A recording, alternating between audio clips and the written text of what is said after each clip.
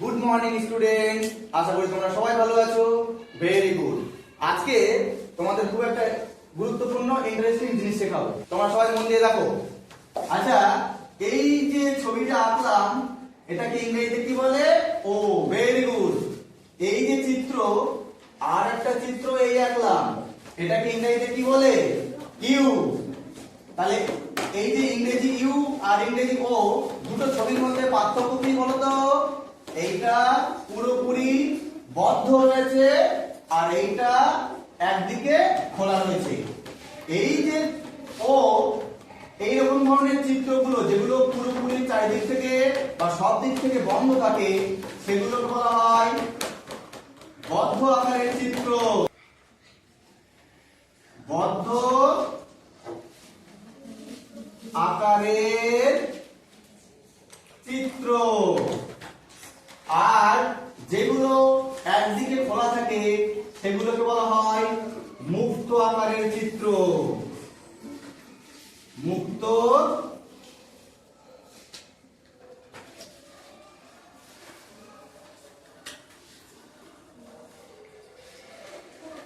আকারের চিত্র। আচ্ছা, এবার তোমাদের সামনে আমি কিছু চিত্র তুলে ধরবো। সেই চিত্রগুলো কি চিত্র তোমরা দেখো তো, চিনতে পারো কিনা। এই যে একটা চিত্র আমি অঙ্কন করলাম, এটাকে কি বলে জানো? এটাকে বলা হয় ত্রিভুজ। কেন? কারণ এর হলো তিনটে বাহু, একটা বাহু, দুটো বাহু, তিনটে বাহু। তাহলে এটাকে আমরা কি বলবো? ত্রিভুজ। তাহলে যার তিনটে ভুজ বা বাহু থাকে তাকে বলছি ত্রিভুজ। এবার যদি এটা এরকম হয়, তাহলে এই ছবিটার কটা বাহু? চারটে বাহু। একটা বাহু, দুটো বাহু, তিনটে বাহু, চারটে বাহু। এটাকে আমরা বলবো চতুর্ভুজ।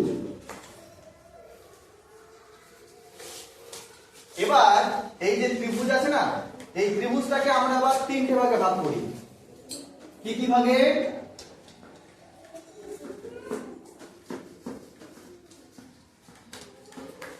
যে ত্রিভুজের তিনটে বাহু সমান তাকে আমরা বলবো সমবাহু ত্রিভুজ। সমবাহু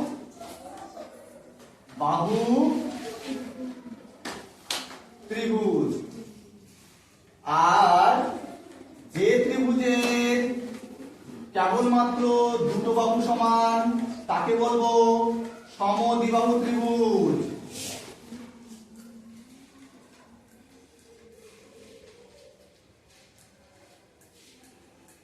আর যে ত্রিভুজের তিনটে বাহুই অসমান তাকে আমরা কি বলবো গো?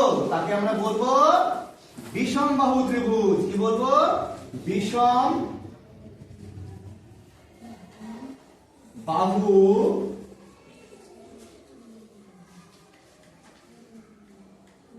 ত্রিভুজ। এবার তোমাদের আমি একটা ছবি আঁকছি, দেখো। ত্রিভুজ দিয়ে নৌকো আঁকছি, দেখো সবাই খেয়াল করো।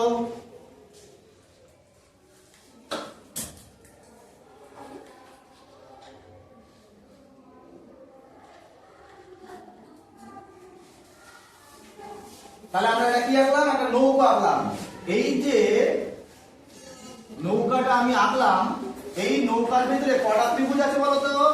একটা, দুটো, তিনটে, চারটে। তাহলে ত্রিভুজ দিয়ে নৌকা আঁকলাম, তার মধ্যে কটা ত্রিভুজ আছে?